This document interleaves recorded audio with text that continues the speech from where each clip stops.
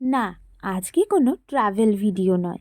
গত ৩১শে জানুয়ারি ছিল আমাদের সব্বার প্রিয় শ্বেতার এঙ্গেজমেন্ট সেরিমনি।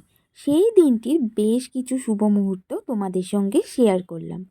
ওকে সেদিন দেখতে লাগছিল ভীষণ সুন্দর। একে একে সমস্ত ফর্ম্যালিটিগুলো কমপ্লিট হচ্ছিল আর আমরা সবাই ভীষণ এনজয় করছিলাম। জানি ভিডিওর মাধ্যমে সমস্ত কিছুই দর্শকদের সামনে তুলে ধরা একটু কঠিন হলেও বেশ ভালো লাগে। তবে ভিডিওটি দেখার পরে ওদের তোমরা মন ভরে আশীর্বাদ করো সবাই, যাতে ওদের আগামী দিনগুলো একে অপরের সঙ্গে ভীষণ ভালোভাবে কাটে।